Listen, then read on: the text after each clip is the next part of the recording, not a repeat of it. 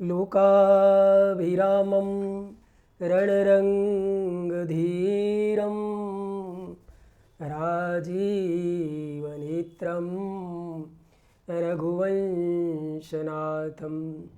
कारुण्यरूपं करुणाकरन्तं श्रीरामचन्द्रं शरणं प्रपद्ये। भवानी शङ्करो वन्दे श्रद्धा विश्वासरूपिणो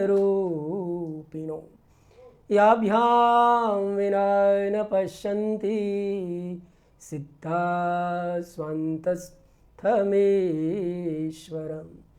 वन्दे बोधमयं नित्यं गुरुं शङ्कररूपिणो याभ्यां विना न पश्यन्ति सिद्धा स्वान्तस्थमेश्वरं प्रणवौ पवनकुमार खलबनपावक ज्ञानघन जासुहृदयागार बसहि राम चर्चापधर कुंद इंदु समदे उमारमन करुणायन जाहि दीन परने करहु कृपा मर्दन मयन बंदौ गुरुपद कंज कृपा सिंधु नररूपहरि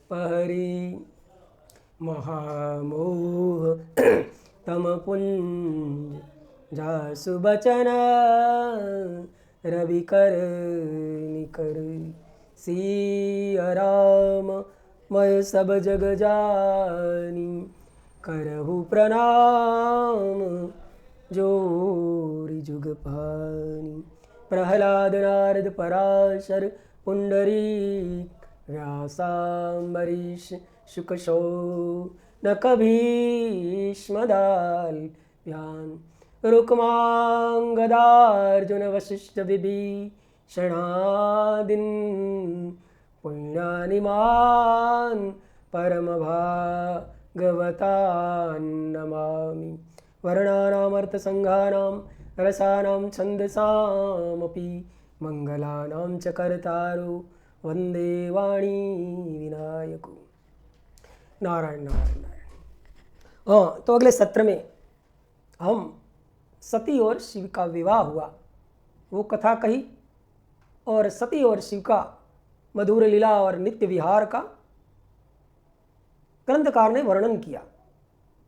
हमने ये 2 अध्यायों का वर्णन नहीं किया है क्योंकि तुलसीदास जी ने भी जगत मात पितु शंभु भवानी, जगत ना माता पिता है शंभु ने भवानी, इसलिए प्रत्यक्ष रूप से श्रृंगार की वर्णन नहीं किया है। मरजाद भवानी, इसलिए मैं श्रृंगार का 2 अध्याय के वर्णन नहीं किया है। आप चाहे तो शिव पुराण में ये 2 अध्याय का वर्णन है। जो श्रृंगार रस के उपासक है वो पढ़ ले। वैसे तो श्रृंगार रस का उपासना करनी बड़ी कठिन है। रसिकों ने तो यहाँ तक कह दिया है कि श्रृंगार रस क्या है, बोले मूर्तिमान। हाँ, सिंह के दूध की समान है। सिंह का दूध या तो केवल सिंह के बच्चे के उदर में ठहरता है, और का तो सोने के पात्र में चीर के निकल जाता है। वैसे ये श्रृंगार उपासना बहुत अंतरंग उपासना है, ब्रज वृंदावन की उपासना से दामों की, इसलिए इसका बाहर वर्णन नहीं किया जाता है। हाँ, तो फिर 2 अध्याय में सूत जी ने भगवान के शिव का नित्य विहार का वर्णन किया और विहार से तृप्त हुई सती एक दिन भगवान शिव को परम तत्व के विषय में प्रश्न करती है और परम तत्व का वर्णन करके ज्ञान के लिए भक्ति की अनिवार्यता बताई शिव जी ने। और 9दा भक्ति की बात चली जिसकी चर्चा हम पहले कर चुके। श्रवणम स्मरणम कीर्तनम वंदनम अर्चनम पाद सेवनम आदि आदि से। अब जो शिव और सती की जो लीला होने जा रही है वे वियोग की लीला है। वैसे तो सती और शिव का कभी वियोग होता नहीं है। ग्रंथकार लिखते अक्षर और वाणी में अभेद है, जल और रस में अभेद है, वैसे गिरा अर्थ जल बीच समा, कह तन भिन्न न भिन्न, बंदो सीताराम पद चिन्हई परम प्रिय खिन्न। तो जैसे गिरा अर्थ अलग नहीं हो सकते, वैसे शिव जी और सती अलग नहीं होते। ये तो केवल भक्तों के हित के लिए ऐसी लीला करते हैं। तो भाई ये लीला आरंभ होने जा रही है। एक समय की बात है। एकस्मिन् समये रुद्र सत्या त्रिभवगो भव वृषमारुह्य पर्याट द्रसाम लीला विशारद। तो एक समय तीनों लोक में विचरण करने वाले लीला विशारद भगवान रुद्र सती के साथ वृषभ पर आरूढ़ होकर पृथ्वी पर भ्रमण कर रहे थे। सागर और आकाश में घूमते घूमते दंडकारण्य में आकर सत्य प्रतिज्ञा वाले वे प्रभु सती को वहां की शोभा दिखाने लगे। और वहां उन्होंने लक्ष्मण सहित श्री राम जी को देखा।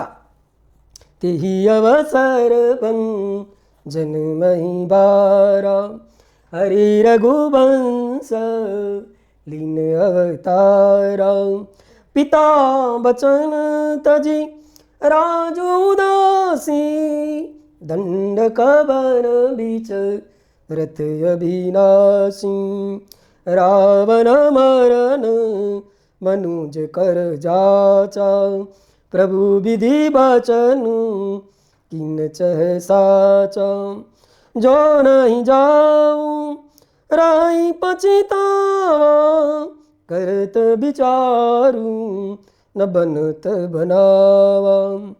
यही विधि भये सुच बच ईसा, तेहि समय जा जी दस सीसा। लीन नीच मां ऋचये संगा, भयउ तुरत सोई कपट तुरंगा। भयउ तुरत सोई कपट कुरंगा। करी छलु मूढ़ हरि बेदे, प्रभु प्रभाव तस विधि तिन ते। मृगवधि बंधु सहित हरि आए, आश्रम देखी नयन जल छाए।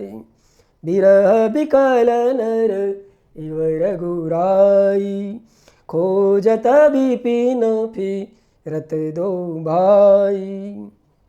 तो भगवान शंकर विचरण कर रहे। और उसी समय प्रभु ने वहां देखा सती के साथ कि लक्ष्मण सहित श्री राम जी, जो रावण द्वारा बलपूर्वक हरी गई अपनी प्रिया पत्नी की खोज कर रहे थे। वे हासिते इस प्रकार ऊंचे स्वर से पुकार रहे थे। हासिते पुच्चारंतम विहार विष्टमानसा। जहां था देख रहे थे और बार बार रो रहे थे। उनके मन में विरह का आवेश छा गया था। वे उनकी प्राप्ति की इच्छा कर रहे थे। मन में उनकी दशा का विचार कर रहे थे। वृक्ष आदि से उनके विषय में पूछ रहे थे। मानव भाव है, इसलिए उसकी बुद्धि नष्ट हो गई वैसे दिख रहे थे। लज्जा से जाने रहित हो गए हो और शोक से विवल दिख रहे थे। वो सूर्यवंश में उत्पन्न वीर भूपाल दशरथ नंदन भरता ग्रज थे। उस समय प्रिया विरह के कारण, आनंद रहित होने के कारण उनकी कांति फीकी पड़ी हुई थी। उस समय उदार चेतापूर्ण काम भगवान शंकर ने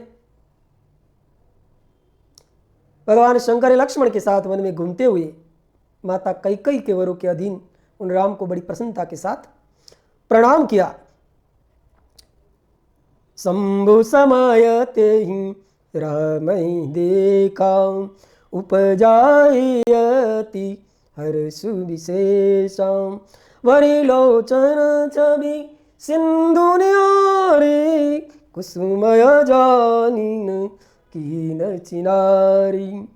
जय सच्चिदानंद जग पावन, अस कही चलेऊ मनोजन सावन। तो जय सच्चिदानंद कही भगवान शंकर ने जय जयकार के साथ प्रणाम किया और उचित समय नहीं जानकर दूसरी ओर चल दी। फिर भक्तवत्सल शंकर ने उस वन में जहाँ श्री राम जी की लीला कर रहे थे वह फिर नहीं गई। मोह में डालने वाली भगवान शिव की ऐसी लीला को देखकर सती को बड़ा आश्चर्य हुआ। वे उनकी माया से मोहित होकर इनसे इस प्रकार कहने लगी देवदेव परब्रह्म सर्वेश परमेश्वर सेवन्ते त्वां सदा सर्वे हरिब्रह्मादयसुरा। हे देवदेव, हे परब्रह्म, हे सर्वेश, ब्रह्मा विष्णु आदि सब देवता आपकी सदा सेवा करते हैं। आप ही सबके द्वारा प्रणाम करने योग्य है। सब आपका ही सर्वदा सेवन और ध्यान करते और ध्यान करना चाहिए। वेदांत शास्त्र के द्वारा यत्न पूर्वक जानने योग्य निर्विकार तथा परम प्रभु तो आप ही है। तो हे नाथ, ये दोनों पुरुष कौन है? इनकी आकृति वीर व्यथा से व्याकुल दिखाई पड़ रही है। ये दोनों धनुर्धर वीर वन में विचरण करते हुए दुख के भागी और दीनों हो रहे। उन दोनों में नीलकमल के समान श्रेष्ठ पुरुष को देखकर किस कारण से आप आनंद विभोर हो उठे? और भक्ति की भांति भक्त की भांति अत्यंत आप प्रसन्नचित हो गए। हे स्वामी, हे शंकर, आप मेरे संशय को दूर कीजिए। प्रभो, स्वामी अपने सेवक को प्रणाम करे, ये तो उचित नहीं जान पड़ता। जंकर जगत बंद्य जगदीशा सुर नर मुनि सब नावत शीशा तिनन पसुताई किन्न प्रणाम कही सच्चिदा नंद परधामा पये मगन छवि तासु बिलो की अजहु प्रीति उर रहती न रोकी। प्रभु अजीहू, आपकी प्रीति रुकती नहीं है। क्या बात है, मेरे को संशय हुआ। ब्रह्मा जी कथा करते हुए नारद जी को कह रहे, हे नारद, कल्याणमयी परमेश्वरी आदि शक्ति सती देवी ने शिव की माया से वशीभूत होकर जब भगवान शिव से इस प्रकार पूछा, तब सती की यह बात सुनकर लीला करने में प्रवीण परमेश्वर शंकर जी हंसकर सती से कहने लगी, ये देवी, ये दोनों भाई वीरों द्वारा सम्मानित है। इनके नाम है श्री राम और लक्ष्मण। ये सूर्यवंश में उत्पन्न हुए हैं, परम बुद्धिमान है और राजा दशरथ के पुत्र है। इनमें जो गौरवर्ण के छोटे भाई हैं वे शेष के अंश है, उनका नाम लक्ष्मण है। गौरवर्णो लघुर्बंधु शेषेशो लक्ष्मणाविद ज्येष्ठो रामविदो विष्णु पूर्णांशो निरूपद्रव। तो ये भगवान विष्णु के पूर्णांश श्री राम है, उपद्रव रहित है। ये तो साधु पुरुष की रक्षा और हम लोगों को कल्याण के लिए पृथ्वी पर अवतरित हुए हैं। मुनि धीर जोगी सिद्ध संतत विमल मन जय दावई कहिने निगम पुराण आगम जासु की रति गावई सोई राम व्यापक ब्रह्म भुवन निकायपति मायादनी अवतरे अपने भगत हित निज तंत्र नीत रघुकुल मणि। भगवान शिव ने रामचंद्र जी की विषय में वर्णन किया, ये तो कल्याण के लिए पृथ्वी पर अवतरित हुई है। इतना कहकर भगवान शंभु चुप हो गए। इस प्रकार शिव का वचन सुनकर भी उनके मन को विश्वास नहीं हुआ। देखो भाई, ये सबकी यही अवस्था है, इसलिए किसी को दुख नहीं मानना चाहिए। कोई किसी की नहीं मानता है, ये तो पहले ही से चला आ रहा है। रावण को कितने लोगों ने समझाया, मंदोदरी उनकी पत्नी, उनके पुत्र, कुंभकर्ण जैसा भाई विभीषण, अरे कहां तक कहे मारीच जैसा, सबने खूब समझाया, किसी की नहीं माना। इसलिए हमारे साथ भी कोई न माने तो पूर्वापुर को याद कर लेना चाहिए। लागन उर उपदेश जदपि कहो शिव बार बहु बोले बेसी महेश हरि माया बलु जान जिया। शिव जी की बात मानी नहीं, माया नहीं प्रबलता है, तीनों लोग को मोहित किए रहती है। इसलिए शायद गीताकार को कहना पड़ा, देवी ऐसा गुणमयी मम माया दुर्तया मामे वये प्रपद्यन्ते माया में ताम तरन्ति ते। हे अर्जुन, मेरी त्रिगुण वाली माया बड़ी दुष्कर है। एक ही उपाय है, मामेव ये प्रपद्यन्ते, मेरे शरण में आ जा। बाकी 16वां अध्याय देख लो। हाँ, माया के वशीभूत हुए आसुरी संपदा के लोग क्या क्या बोलते हैं। असो मया हतः शत्रुन अनिश्चय चापरानपि ईश्वरो हम भोगी हम सिद्धो हम बलवान सुखी, वहां तक चले जाते। शिव जी विचार करे माया की प्रबलता है। हाँ, सती के मन में मेरी बात पर विश्वास नहीं हुआ। ऐसा जानकर लीला विशारद सनातन प्रभु शंभु वचन कहने लगे, हे देवी श्रृणु मद वचनम देवी न विश्वसीत चैन्मनः स्वयं राम परीक्षाम ही कुरु तत्र सवया दिया। जो तुम्हारे मन अति संदेव तो कि न जाई परीक्षा ले हूँ, तब लगी बैठ अटाहूँ बट छाई, जब लगी तुम ए मोहि पाई, जैसे जाई मोह भ्रम पारी, करे सो जतनु विवेक विचारी। भगवान शिव ने कहा, देवी मेरी बात सुनो, यदि तुम्हारे मन में मेरे कथन पर जो विश्वास नहीं होता है तो तुम वहीं जाकर अपनी बुद्धि से ही श्री राम की परीक्षा स्वयं कर लो। ये सती, जिस प्रकार तुम्हारा भ्रम दूर हो वैसे ही तुम करो। तुम वहां जाकर परीक्षा करो, तब तक मैं इस वट वृक्ष के नीचे बैठा हूं। देखो कितनी धीरता है। ब्रह्मा जी कथा करते हुए कहते हैं, नारद भगवान की आज्ञा से ईश्वरी सती वहां जाकर सोचने लगी कि वनचारी राम की मैं कैसे परीक्षा करूं। सीता का रूप धारण करके राम के पास चलूं। चली चती शिव आयसु पाई, करही विचार करो का भाई, ओई सोई जो राम रची राखा, को करी तर कबड़ा वैसाखा।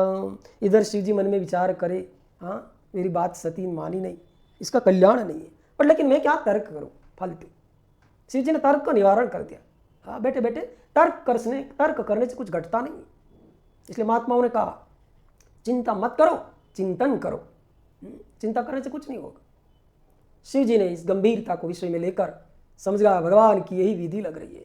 ओय राम रच करी राखा, को करी तर्क बढ़ावे साखा, अस कही लगे जपन हरि नामा। हाँ, खूब लोग तर्क करें तो इस प्रसंग से हमें सीख लेनी चाहिए कि तर्क को छोड़ दिया जाए और भगवान का भजन करें तो शांति होगी। नहीं, तर्क कुतर्क में परिणित हो जाता है, फिर क्या क्या नहीं घटना घटती। शब्द ही तो बाण है, शब्द से क्या क्या नहीं होता है। शिव जी उपराम हो गए, वट वृक्ष नीचे बैठकर भजन करने लगे, पर मन में हुआ कि सती का कल्याण नहीं होने वाला। हाँ, साधु अवज्ञा तुरत भवानी, कर कल्याण अखिल के हानि। इसलिए कभी भी श्रेष्ठ पुरुषों के सामने तर्क करके कुतर्क आदि का बहुत विस्तार नहीं करना चाहिए। वो समझदार है, इसलिए कुछ कहा वही हमारे लिए सही होगा। तो सती भी सोच रही है कि अब मैं कैसे राम जी की परीक्षा करूं।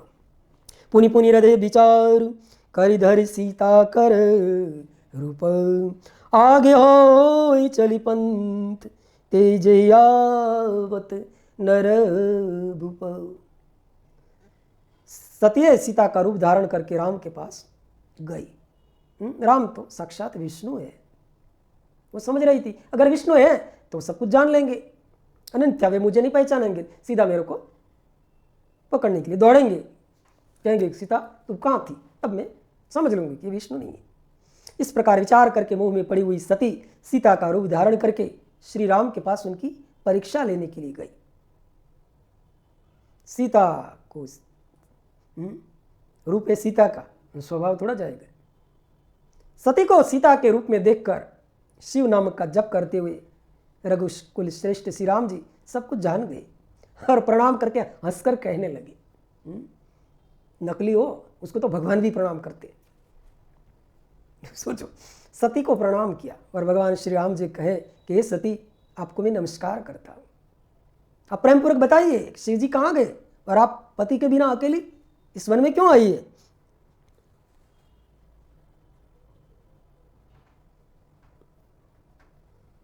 जोरी पानी प्रभु कीन प्रणाम, पिता समेत लीन निज नाम। कायो बारिका वृष के तू विपिना केली, फिरे के ये तू। आप ये सती पति के बिना अकेली इस वन में क्यों आई है? ये सती आपने अपना रूप त्याग कर किस लिए ये रूप धारण किया है? ये देवी मुझ पर कृपा करके इसका कारण बताइए। ब्रह्मा जी कथा करता हुए, ब्रह्मा जी कथा कहते हुए नारद जी को कह रहे, हे नारद, राम जी की ये बात सुनकर सती उस समय आश्चर्यचकित हो गई। हाँ, विष्णु ने मेरे को पहचान लिया। वे शिव जी की कही हुई बात का स्मरण करके और उसे सत्य समझती हुई बहुत लज्जित हुई। मैं शंकर कर कहा न माना, निज ज्ञान राम परान। लज्जित हुई। श्री राम को तो साक्षात विष्णु जानकर अपना रूप वापस सती का ले लिया। मन ही मन शिव जी के चरणों को चिंतन करती हुई प्रसन्नचित हुई सती फिर राम जी से कहने के लगे कि हे रघुवर, स्वतंत्र परमेश्वर प्रभु शिव मेरे तथा अपने पार्षदों के साथ पृथ्वी पर भ्रमण करते हुए इस वन में आए हुए हैं। यहाँ उन्होंने सीता की खोज में लगे हुए उनके विरह से युक्त और दुखी चित्त वाले आपको लक्ष्मण सहित देखा। वे आपको प्रणाम करके चले गई और आपकी वैष्णव महिमा की प्रसन्नता करते हुए, प्रशंसा करते हुए अत्यंत आनंद के साथ वटवृक्ष के नीचे बैठे हैं। वे आपके चतुर्भुज विष्णु रूप को देखे बिना ही आनंद विभोर हो गए। इस निर्मल रूप को देखते हुए उन्हें बड़ा आनंद प्राप्त हुआ। शंभु के वचन को सुनकर मेरे मन में भ्रांति उत्पन्न हो गई। अतः राघव, मैंने उनकी आज्ञा लेकर आपकी परीक्षा की। हे श्री राम, अब मुझे ज्ञात हो गया कि आप साक्षात विष्णु हैं। मैंने आपकी संपूर्ण प्रभुता देख ली है। अब मेरा संशय दूर हो गया। तो भी महामते, आप मेरी बात सुने, मेरे सामने ये सच सच बताइए कि आप उन शिव की वंदनी कैसे हो गई? आप मुझे संशय रहित कीजिए और शीघ्र ही मुझे शांति प्रदान कीजिए। सती की बात सुनकर श्री राम जी के नेत्र प्रफुल्लित हो उठे। उन्होंने अपने प्रभु शिव का स्मरण किया। इससे उनके हृदय में अत्यधिक प्रेम उत्पन्न हुआ। हे मुने, शिव की आज्ञा के बिना वे राघव सती के साथ भगवान शिव के समीप नहीं गए। मन ही मन उनकी महिमा का वर्णन करते हुए सती को कहने लगे कि देवी, एक बार भगवान शिव ने मेरे को वैकुंठ में से बुलाया था अपने निज धाम में और बड़ा सिंहासन बनाकर विधि विधान से सिंहासन पर बैठाकर मेरा अभिषेक किया। सब गणों और देवताओं के साथ अपनी भक्त वत्सलता दिखाने के लिए भगवान शिव ने मेरे को सबके सामने कहा कि आज से हे विष्णु, आप भी मेरे लिए वंदनीय होगे। हाँ, भगवान ने अपनी भक्त वत्सलता दिखाने के लिए ये सब कहा और इसीलिए भगवान शिव हमारे प्रति वंदनीय भाव रखते हैं और मेरे को गोपेश पद पर अभिषेक किया और गोलोक स्थान प्रदान किया था। ये बात सुनते ही श्री राम द्वारा सती का मन का संदेह दूर हुआ। अब शिव द्वारा सती का जो स्थिति हुई है नहीं करने की मानने से कि मार्ग में जाती हुई देवी सती बारंबार चिंता करने लगी कि मैंने भगवान शिव की बात मानी नहीं और श्री राम के प्रति कुत्सित बुद्धि कर ली। मैं शंकर कर कहा न माना, मैं शंकर कर कहा न माना, निज अज्ञान राम पर आना, जायु तरु अब दीवहु का, निज उर उपजाति दारुण दा, जाना राम सती दुख पावा। तो मार्ग में जाती हुई देवी सती बारंबार चिंता करने लगी कि मैंने भगवान शिव की बात नहीं मानी और श्री राम के प्रति कुत्सित बुद्धि कर ली। अब शंकर जी के पास जाकर उन्हें क्या उत्तर दूंगी? इस प्रकार विचार करने पर उन्हें बहुत पश्चाताप हुआ। शिव जी के पास जाकर उन सती ने उन्हें हृदय से प्रणाम किया। उनके मुख पर विषाद छा गया था। हाँ, अंदर भीतर हुई बात तो मुखमंडल पर प्रतीत ही होती है। इसलिए किसी ने कहा है, कौन कहता है आंखों को जुबान नहीं होती, एक एक इंद्रिया अपना स्वभाव प्रभाव बता ही देती है। सती मुख पर विषाद देखा, शोक से व्याकुल और निस्तेज हो गई थी। सती को दुखी देखकर भगवान हर ने उनका कुशल क्षेम पूछा। अब देखो, थोड़े समय में तो क्या सुख दुखी हुए, पर अब परीक्षा लेकर आइए संशय रूपी रोग व्याप्त गया है। इसलिए भगवान शंकर ने कुशल से पूछा, सती कुशल, तुमने किस प्रकार उनकी परीक्षा ली? शिव जी की बात सुनकर सती ने कहा,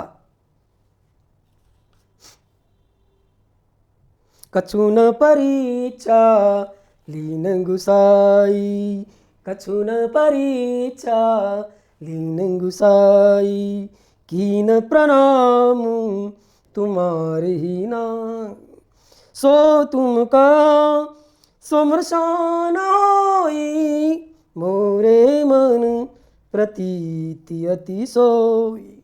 सती ने झूठ बोला, महाराज मैंने कोई परीक्षा नहीं ली।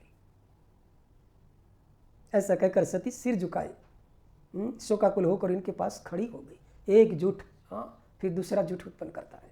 नहीं तो सती सन्मुख रहती, प्रसन्न मुख से शिव जी को मुखारचंद को दिखने वाली चकोरी के समान है। आज सती झूठ बोली और झुक गई। इसके बाद महायोगी अनेक विविध लीला करने वाले भगवान महेश्वर ने मन में ध्यान लगाकर दक्ष पुत्री सती का सारा चरित्र जान लिया।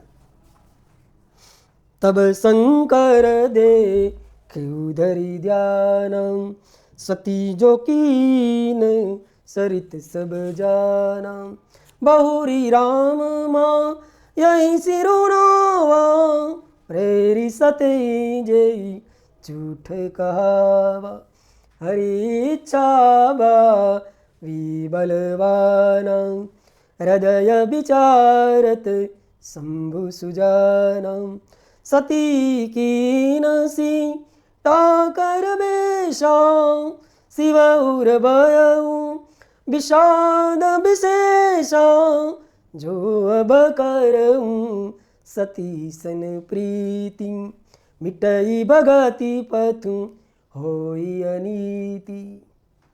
शिव जी मन में ध्यान लगाकर दक्ष पुत्री सती का सारा चरित्र जान लिया। उन्होंने अपनी इस प्रतिज्ञा का स्मरण हुआ है। जिस समय देवताओं ने आगे अपनी कथा कर चुके हैं, देवताओं ने भगवान शिव को विवाह के लिए तैयार किया, तब भगवान शिव ने प्रतिज्ञा की थी कि देवताओं, जिस तरीके से साथ आप मेरे विवाह की बात कर रहे हैं, अगर जो मेरे साथ अश्रद्धा करेगी, मेरा वचन का अनादर करेगी, तो फिर मैं उसका त्याग कर दूंगा।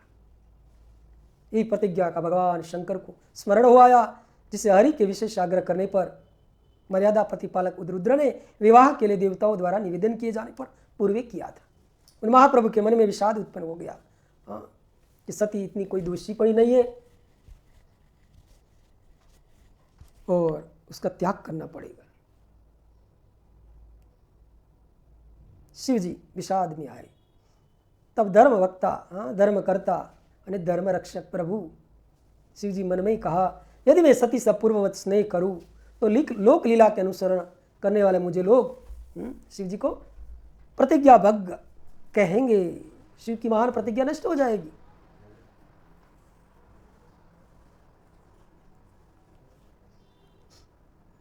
दोस्तों सबदर्शी सुनिए प्रभु, अब क्या करें, मनोमन आया प्रतिज्ञा का पालन करना चाहिए, क्योंकि सत्य के समान कोई धर्म नहीं।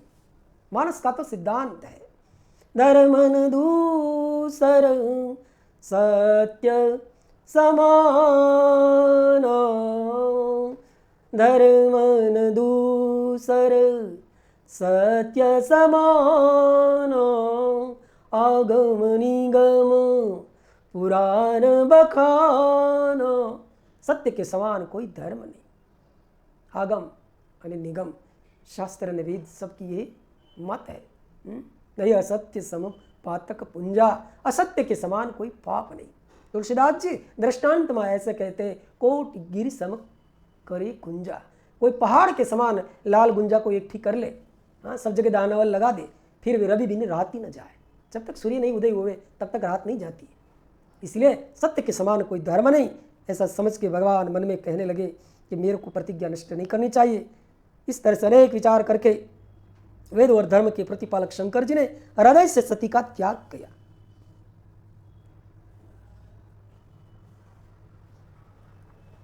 कृपा सिंधु शिव परम अगाधा, प्रगट न कहु मोर अपराधा। सती भी मन में सोचने लगी होगी।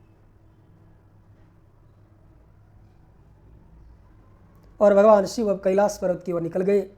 प्रभु ने अपने निश्चय को किसी के सामने नहीं कहा कि सती दुखी ना हो जाए। मार्ग में जाते हुए महेश्वर को, अन्य सबको तथा विशेषकर सती को सुनाते हुए आकाशवाणी हुई। चलन गगन भे गिरा सुहाई, जय महेश बलि भगति दृढ़ाई। असपन तुम बिनु करई को आना, राम भगत सम रथ भगवाना। सुनि न बगीरा सती उर सोचा, पूछा शिवही समेत सकोचा। कीन कवन पन कहु कृपाला, सत्यधाम प्रभु दीन दयाल। यद्यपि सती पूछा बहु बाती, तदपि न कहूँ त्रिपुर आरा। मार्ग में आकाशवाणी हुई, हे परमेश्वर आप धन्य है, इस त्रिलोकी में आपके समान कोई भी नहीं है, हाँ, जिसने आज तक ऐसी प्रतिज्ञा की हो। अब तुम आयोगी महाप्रभु है। ब्रह्मा जी कथा करते हुए कहते हैं, नारद, ये आकाशवाणी सुनकर कांति से हीन सती शिव जी से पूछा कि हे नाथ, आपने कौन सी प्रतिज्ञा की है? हे परमेश्वर मुझे बताइए। सती के इस प्रकार पूछने पर भी सबका हित करने वाले प्रभु ने पहले अपने विवाह के विषय में भगवान विष्णु के सामने जो प्रतिज्ञा की थी उसे नहीं बताया। हे मुने, उस समय सती ने अपने प्राण वल्लभ पति भगवान शिव का ध्यान करके प्रीतम के द्वारा अपने त्याग संबंधी समस्त कारण को जान गई। शंभु ने मेरा त्याग किया है। इस बात को जानकर दक्ष कन्या सती बार बार श्वास भरती हुई शीघ्र ही अत्यंत शोक में डूब गई, बारंबार सिसकने लगी। सती के मनोभाव को जानकर प्रभु शिव ने उनके लिए जो प्रतिज्ञा की थी उसे गुप्त रखा। ते बहुत सी कथाएं कहने लगी। सती ही सचोच जानी वृष के तुम, कही कथा सुंदर सुख है तुम। बरनत पंथ विविध इतिहासा, विश्वनाथ पहुँचे कैलासा। विविध कथा कहने लगे। हाँ, बहुत सुंदर सिद्धांत आया मानस में कि कई बार भगवान की लीला देखने से मोह की संभावना हो सकती है। रामचरितमानस में तो कितनी जगह पर ये घटना है। कागभूषुंडी जी को गरुड़ जी कहते हैं कि मैंने राम रावण युद्ध में मेघनाथ द्वारा नागपाश बंधा हुआ देखा और मेरे मन में भी संशय हुआ, आप इसकी निवृत्ति करें। तो लीला देखकर मोह हुआ। सती को तो ये दिख ही रहा है प्रत्यक्ष। जयंत ने खुद देखा है राम जी के चरित्र में, और सीता पर चोंच मारी। और फिर कोई कहे तो इसका उपाय क्या है? तो उपाय भी वही है कि इनकी लीला कथा सुनी जाए। सती को मोह हुआ, मानस में देखेंगे। गरुड़ जी को मोह हुआ। तुलसीदास जी अपने मन को भी कह रहे हैं। इन सब का निवारण श्री राम कथा के द्वारा हुई। इसलिए सबने कहा अब कृतकृत्य भयऊ में ताता। कथा सुनने से मोह की निवृत्ति होती है। बिनु सत्संग न हरि कथा, ते बिनु मोह न भाग। अनमोह गए बिनु राम पद, होई न दृढ़ अनुराग। ऐसा सोचकर भगवान शंकर वर्णत पंथ विविध इतिहासा कथा सुनाने लगे। पर सती का मन तो अब विक्षिप्त हो गया था। कथा में तो मन चित्त बुद्धि अहम इति विसराय, मन लगाकर सुनना चाहिए और अहंकार को भूलकर, बुद्धि और अहंकार को भूलकर सुने। नहीं तो फिर बुद्धि बड़े बड़े तर्क देगी और अहंकार सुनने ही नहीं देगा कि क्या है इसमें। वो निवृत्त होने की जगह और बढ़ जाता है। शिव जी ने खूब इतिहास सुनाते सुनाते कैलाश पर पहुंचे और शिव जी अनेक कथा कहते हुए सती के सहित कैलाश पर पहुंचकर अब तो कोई संबंध रहा ही नहीं। भगवान शंकर आसन पर बैठ गए। हर शिव जी का तो सहज वृत्ति है। तह पुनि शंभु समुझिपन आपन, बैठे बारतर करी कमलासन। बैठे बाटतर करी कमलासन, शंकर साजन स्वरूप समारा। लागी समाधि अखंड अपारा। भगवान शिव ने समाधि लगाई, अपने स्वरूप का ध्यान करने लगी। अब सती व्याकुल चित होकर अपने धाम में रहने लगी। हे मुने, शिवा और शिव के उच्च चरित्र को किसी ने नहीं जाना। ये महामुने, इस प्रकार स्वेच्छा से शरीर धारण करने वाले, लोक लीला को अनुसरण करने वाले इन दोनों प्रभु का बहुत काल समीप व्यतीत हो गया। सती बसई कैलाश तब अधिक सोच मन माय, मरम न को जान कछु जुग सम दिवस सिराय। बहुत समय निकल गया। तत्पश्चात उत्तम लीला करने वाले महादेव जी ने ध्यान तोड़ा। ध्यान टूटा है महादेव का, ये जानकर जगदम्बा सती वहां आई और उन्हें व्यथित हृदय से शिव को प्रणाम किया। राम नाम शिव सुमिरन लागे, जाने सती जगत पति जागे, जाई शंभु पद बंधन की नाम, सनमुख शंकर आसन दीना। भगवान शंकर ने सन्मुख आसन दिया।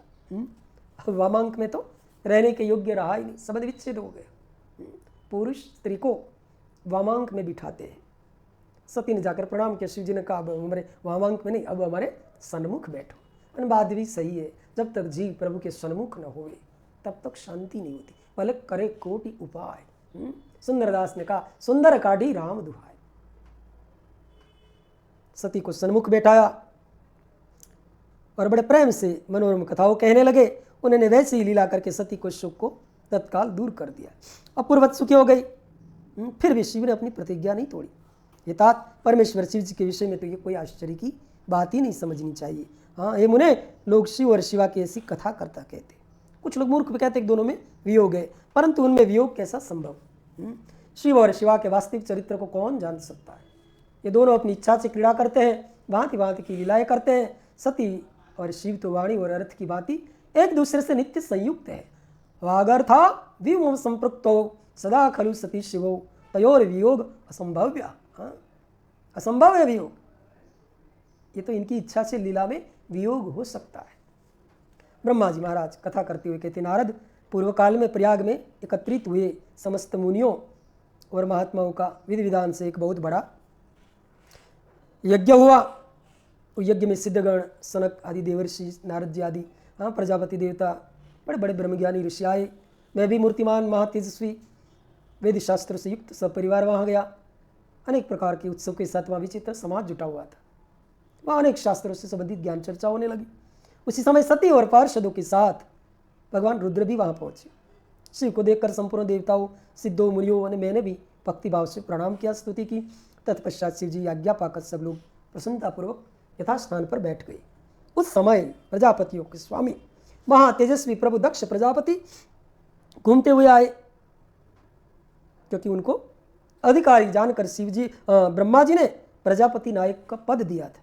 देखा भी देवी चारी सब लायक, दचही कीन प्रजापति नायक, बड़ अधिकार दक्ष जब पावा, अति अभिमानु हृदय तब आवा, नहीं को आस जन्मा जग माई, प्रभुता पाई जाहि मद नाई। तो प्रजापति के नायक दक्ष प्रजापति घूमते हुए अकस्मात आ गए और दक्ष प्रजापति तो मेरा पुत्र है, इसलिए मुझे प्रणाम करके आज्ञा से वहाँ बैठ गए। ये दक्ष ब्रह्मांड के अधिपति है, हाँ, और सबके मान्य थे, परंतु अहंकारी और तत्व ज्ञान से शून्य थे। बस ये दो ही कमी है। ज्ञान होना चाहिए लेकिन अहंकार नहीं होना चाहिए। उस समय समस्त देवर्षियों ने नतमस्तक होकर स्तुति प्रणाम द्वारा दक्ष प्रजापति को नायक समझकर आदर सत्कार किया, परंतु अनेक प्रकार की लीला करने वाले सबके स्वामी परम रक्षक महेश्वर उस समय उठकर दक्ष को प्रणाम नहीं किया। वे अपने आसन पर ही बैठे रहे। महादेव जी को वहाँ मस्तक न झुकाते देख ब्रह्मा जी कहे, नारद मेरे पुत्र दक्ष मन ही मन अप्रसन्न हो गए। दक्ष प्रजापति रुद्र पर कुपित हो गए। क्रूर दृष्टया महागर्वो दृष्टवा रुद्र महाप्रभुं, सर्वांश्रावयन् उच्चरेर वज्ञान वर्जित। ज्ञान शून्य महान अहंकारी दक्ष महाप्रभु रुद्र को क्रूर दृष्टि से देखते हुए, सबको सुनाते हुए उच्च स्वर में कहने लगे।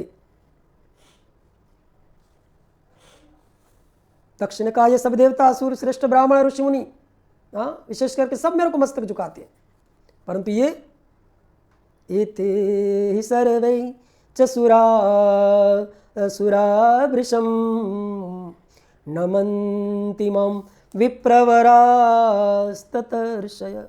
कथं आसौ दुर्जनं वन् महामना त्वभत्तूय प्रेतपिचाश संवृत। ये सब देवता, असुर, श्रेष्ठ ब्राह्मण, ऋषि मुनि सब मेरे को मस्तक झुकाते हैं। और ये प्रेतों और पिशाचों से गिरा हुआ मनस्वी, ये दुष्ट मनुष्य के समान कैसे हो गया? शमशान में निवास करने वाले निर्लज्ज मुझे इस समय प्रणाम क्यों नहीं करता? अब देखो, इतने लोगों ने प्रणाम किया, उस पर दृष्टि नहीं गई। केवल शिव जी ने न प्रणाम किया, इस पर ही दृष्टि गई। यही सबकी समस्या है। दक्ष जैसे तैसे बोलने लगा कि ये तो शंकर भूत पिचासों से सेवित मतवाला बन रहा है, शास्त्र विधि से रहित है, नीति मार्ग को सदा कलंकित करता है। इनके साथ रहने वाले, इनका अनुसरण करने वाले लोग भी पाखंडी, दुष्ट, पापाचारी, ब्राह्मण को देखकर उसकी निंदा करने वाले होते। ये सब स्त्री में आसक्त, उसी में डूबे हुए, अतः मैं शाप देने के लिए तैयार हूं। ब्रह्मा जी कहते हैं, नारद ऐसा कहकर महादुष्ट दक्ष कुपित होकर रुद्र के प्रति कहने लगे, हे ब्राह्मणों, देवताओं, ये रुद्र मेरे तथा आप सभी के द्वारा वध्य है। मैं इस रुद्र को यज्ञ से बहिष्कृत करता हूं। ये 4 वर्णों से बाहर, शमशान में निवास करने वाला, उत्तम कुल और जन्म से हीन है, इसलिए देवताओं के साथ यज्ञ के भाग में न आए और भाग न मिले। दक्ष ने शाप दे दिया शिव जी को। ये नारद ब्रह्मा जी कहे कथा करते, दक्ष की हुई ये बात सुनकर भृगु आदि बहुत से महर्षि रुद्रदेव को दुष्ट मानकर देवताओं के साथ उसकी निंदा करने लगी। दक्ष की बात सुनकर गणेश्वर नंदी को बड़ा रोष हुआ, उनके नेत्र चंचल हो उठे और वे दक्ष को शाप देने के विचार से तुरंत ही इस प्रकार कहने लगे, रे रे शठ महा मूढ़ दक्ष दुष्टमते त्वया यज्ञवायो हि मे स्वामी महेशो हि कृत कथम यस्य स्मरण मात्रेण भवन्ति सफला मका तीर्थानि पवित्राणि सोयम शप्तो हर कथम। नंदीश्वर ने कहा, ये शठ महामूढ़, हे दुष्ट बुद्धि दक्ष, तू मेरे स्वामी महेश्वर को यज्ञ से बहिष्कृत क्यों कर दिया? अरे जिनके स्मरण मात्र से यज्ञ सफल और तीर्थ पवित्र हो जाते हैं, उन्हीं महादेव जी को तुमने शाप कैसे दे दिया? ये दुर्बुद्धि दक्ष, तुमने ब्राह्मण जाति की चपलता से प्रेरित होकर निर्दोष महाप्रभु रुद्रदेव को व्यर्थ ही शाप दिया और इनका उपहास किया। हे ब्राह्मणाधम, जिन्होंने जगत की सृष्टि की है, जो इसका पालन करते, अंत में जिनके द्वारा संहार होता है, उन्हीं महेश्वर को रुद्र को तूने शाप कैसे दे दिया? नंदी के इस प्रकार फटकारने पर प्रजापति दक्ष रुष्ट हो गए और नंदी को भी शाप दे दिया। दक्ष ने कहा, हे रुद्रगणों, तुम लोग वेद से बहिष्कृत हो जाओ, वैदिक मार्ग से भ्रष्ट हो जाओ, पचम पचम लगाओ, बस बम बम लगा दो गोले। इनका ही परिणाम है दक्ष का शाप का। बोले वैदिक मार्ग से भ्रष्ट हो जाओ, मनुष्य द्वारा परित्यक्त हो जाओ। आप लोग कोई पंगत में नहीं बिठाएंगे, बोले ब्राह्मण, पाखंडवाद में लग जाओ, जो मन में आया वो खा लिया, शिष्टाचार से दूर रहो। अपन देखते ना कुंभ में चिमटा लेकर ही दौड़ते, सिर पर जटान, शरीर में भस्म, हड्डियों के आभूषण धारण करो, हाथों में पीते मस्त रहो। जब दक्ष ने शिवगणों को इस प्रकार शाप दे दिया, तब उस शाप को सुनकर शिव भक्त नंदी अत्यंत रोष में भर गए। हाँ, शिलादि के पुत्र शिवप्रिय तेजस्वी नंदी गर्व से भरे हुए महादुष्ट दक्ष को तत्काल इसका उत्तर देते हुए कहने लगे, हे शठ, रे दक्ष शठ दुर्बुद्धे व्रथैव शिव किं करा सप्तास्ते ब्रह्म चापल्यास शिव तत्व मजानत। हे दुर्बुद्धि दक्ष, ब्रह्म चापल्यता के कारण शिव तत्व को न जानने हुए तुमने शिव के पार्षदों को व्यर्थ शाप दिया। यह अहंकारी दक्ष, दुष्ट चित्त वाले मूढ़ भृगु आदि ने भी ब्राह्मणत्व के अभिमान में आकर महाप्रभु महेश्वर का उपहास किया है। हाँ, कितना भी श्रेष्ठ हो, लेकिन किसी का उपहास नहीं करना चाहिए, क्योंकि नवद्वारे पुरे देहिन, भगवान अंतरात्मा में ये शरीर रूपी नवद्वार रूपी पूर्व में बसते हैं। सर्वश्च चाहम हृदि सन्नविष्टो मत्त स्मृति ज्ञानमो पौहनम च, इसलिए किसी का अपने व्यक्तित्व के कारण उपहास नहीं करना चाहिए। ये तो भगवान महेश्वर है, इनका उपवास किया है। अब यहाँ से जो भगवान रुद्र से विमुख तुम जैसे ब्राह्मण ही विद्यमान है, तो मैं भी रुद्र तेज के प्रभाव से शाप दे रहा हूं। तुम जैसे ब्राह्मण कर्म फल के प्रशंसक वेदवाद में फंसकर वेद के तत्व ज्ञान से शून्य हो जाओ, और वे ब्राह्मण जो सदा भोग में तन्मय रहकर स्वर्ग को ही बड़ा पुरुषार्थ मानते हुए स्वर्ग से बढ़कर दूसरी कोई वस्तु है ही नहीं ऐसा कहता रहे, क्रोध लोभ और मद से युक्त निर्लज और भिक्षुक बने रहे। कितने ही ब्राह्मण वेद मार्ग के सामने रखकर शूद्रों का यज्ञ कराने वाला और दरिद्र होंगे, वे सदा दान लेने में लगे रहेंगे। दूषित दान ग्रहण करने के कारण वे सब के सब नरकगामी होंगे। ये दक्ष, उनमें से कुछ ब्राह्मण तो ब्रह्म राक्षस होंगे। भयंकर शाप है।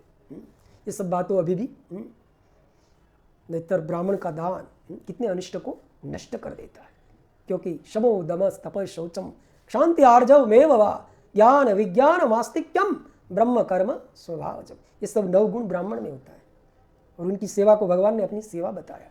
पर यही जब अहंकार में डूबते हैं, हाँ, तो श्रीमद् भागवत का वचन है सद्गुण ये सब अवगुण में परिवर्तित हो जाते हैं।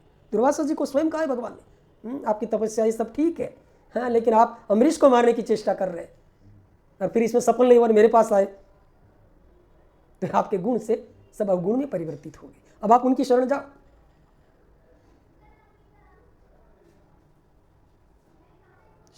नंदीश्वर कहते हैं अजन्मा प्रजापति दक्ष जो परमेश्वर शिव को सामान्य देवता समझकर उनसे द्रोह करता है, अरे दुष्ट बुद्धि वाला, तेरे को तत्व ज्ञान होगा ही नहीं, जन्मति पर जन्म करते रहे। इसलिए आप देखेंगे आगे जाकर फिर दक्ष का शरीर शांत होने के बाद फिर प्रचिताओं के वहां दक्ष का फिर से जन्म हुआ है। तो विशेष सुख की इच्छा से कामना रूपी कपट से युक्त धर्म वाले गृहस्थाश्रम में आसक्त रहकर कर्मकांड का और कर्म फल की प्रशंसा करने वाले सनातन वेदवाद का ही विस्तार करते रहेंगे। केवल धन्यो गृहस्थाश्रम, एक गुणादान शस्त्र गुणा पुण्य, ऐसी बात तो चलती रहेगी। सनातन वेदवाद का विस्तार करते रहेंगे। दक्ष का आनंददायी मुख अब नष्ट हो जाए। जो भगवत कथा की निंदा करे, हाँ, भगवान ना स्वरूप की निंदा करे, फिर ये मुख रहने योग्य नहीं है। आत्मज्ञान को भूलकर पशु के समान हो जाए और कर्म भ्रष्ट तथा अनीति परायण होकर शीघ्र ही बकरे के मुख से युक्त हो जाए। इस प्रकार कुपित हुए नंदी ने जब ब्राह्मणों को शाप दिया और दक्ष ने महादेव जी को शाप दिया, तब वहां महान हाहाकार हो गया। ये नारद दक्ष का वह शाप सुनकर वेदों के प्रतिपादक तथा शिव तत्व को जानने वाले मैंने दक्ष भृगु आदि ब्राह्मणों की बार बार निंदा की। सदाशिव महादेव जी भी नंदी की बात सुनकर हंसते हुए उनको समझाया कि नंदी, शृणु नंदिन महाप्राज्ञ न कर्तुम क्रोध हसी व्रता सप्तम ब्रह्मकूलम मत्वा सप्तम च ब्रह्माद। हे नंदी, तेरे क्रोध नहीं करना चाहिए। तुमने भ्रम से समझकर मुझे शाप दिया गया। तूने भ्रम किया है कि मेरे को शाप दिया गया, और तूने व्यर्थ में ब्राह्मण कुल को शाप दे डाला। हाँ, वेद तो मंत्र अक्षरमय है, सूक्तमय है। इसके प्रत्येक सूक्त में देहधारियों की आत्मा प्रतिष्ठित है, और इन मंत्रों के ज्ञाता नित्य आत्मवेत्ता है। तुम इन ब्राह्मणों को रोषवश शाप ना दो। किसी कुत्सित बुद्धि वालों को भी कभी वेदों को शाप नहीं देना चाहिए। और वेद ब्राह्मणों से अभिन्न है। तो इस समय मुझे शाप नहीं मिला है, इस बात को तुम्हें ठीक ठीक समझना चाहिए। ये महामते, तुम तो सनकादि को भी तत्वज्ञान का उपदेश देने वाले हो। अतः शांत हो जाओ। मैं ही यज्ञ हूँ, मैं ही यज्ञ कर्म हूँ, यज्ञों के अंग भी मैं ही हूँ, यज्ञ की आत्मा ही मैं हूँ, यज्ञ पुराण यजमानी मैं हूँ, यज्ञ से बहिष्कृत भी मैं हूँ, मेरे के सिवा कुछ भी नहीं। मत पर तरफ नान्यत किंचिदस्ति धनंजय। भगवान गीता में के मेरे सिवा कुछ भी नहीं है। हम मंत्रो हम हमें वाज्य मम अग्नि मम अमृतम, अमृतम मृत्यु सब कुछ मैं। तो सोचो, यज्ञ कौन है, तुम कौन हो, ये कौन है? हाँ, वास्तव में सब मैं ही हूँ। तुम अपनी बुद्धि से इस बात का विचार करो। तुमने ब्राह्मणों को व्यर्थ शाप दिया। हे महामते, हे नंदिन, तुम तत्व ज्ञान के द्वारा प्रपंच रचना को दूर करके विवेक परायण, स्वस्थ और क्रोध आदि से रहित हो जाओ। ब्रह्मा जी कथा करते हुए कहते हैं, हे नारद, इस प्रकार भगवान शिव द्वारा समझाए जाने पर नंदी परम ज्ञान से युक्त और क्रोध रहित होकर शांत हो गए। वे भगवान शिव भी अपने प्राण प्रिय गण नंदी को बोध प्रदान करके गणों सहित वहां से प्रसन्नतापूर्वक अपने स्थान को चले गए। इधर रोष से युक्त दक्ष भी चित्त में शिव के प्रति द्रोह युक्त होकर ब्राह्मणों के साथ अपने स्थान को लौट गए। इस समय रुद्र को शाप दिए जाने की घटना का स्मरण करके दक्ष सदा महारोष में भरे रहते थे। मूर्ख बुद्धि वाले वे शिव के प्रति श्रद्धा को त्याग कर शिव पूजकों की निंदा करने लगे और फिर पतन होता है। संत अवज्ञा तुरत भवानी कर कल्याण अखिल के हानि। फिर यमुने एक समय दक्ष ने बड़े महान यज्ञ का आरंभ किया। बड़े अधिकार दक्ष जब पावा अति अभिमानु हृदय तब आवा। नहीं को अस जन्मा जग माही प्रभुता पाई जाहि मद नाई। दक्ष लिए मुनि बोली सब करन लगे बड़ जाग। नेवत सादर सकल सुर जे पावत मख भाग। किन्नर नाग सिद्ध गंधर्वा बधुन समेत चले सुर सर्वा। तो शिव जी से माया से विमोहित होकर दक्ष के यज्ञ में दक्ष ने जब देवताओं और ऋषियों को बुलाया तो माया मोहित हुए सब महर्षि ने देवताओं यज्ञ संपन्न कराने के लिए आए। कितने ऋषि मुनियों का नाम लिखा है, बड़े बड़े ऋषि मुनि है भैया, क्या कहें। भगवान की लीला को कौन जान सकते। अगस्त कश्यपो अत्रिश्च वामदेवस्तथा भृगु दधिचीर भगवान व्यासो भारद्वाजो गौतमः पैल पराशरो गर्गो भार्गव कुकभू सती सीता। कई ऋषि मुनियों का नाम लिखा है। श्री पुत्रों के साथ सब मेरे पुत्र दक्ष के यज्ञ में सब हर्ष पूर्वक आए। इसके अतिरिक्त देवगण, महाबोधिशाली लोकपालगण और सभी उपदेवता भी अपनी उपकारक सैन्य शक्ति के साथ वहाँ आए थे। दक्ष ने प्रार्थना करके पुत्र, परिवार और मूर्तिमान वेदों सहित उस ब्रह्मा को भी सत्यलोक से बुलवाया था। इस तरह भांति भांति के सादर प्रार्थना करके वैकुंठ लोक से पार्षदों और परिवार सहित विष्णु भी बुलाए गए। इसी प्रकार लोग भी विमोहित होकर दक्ष के यज्ञ में आए।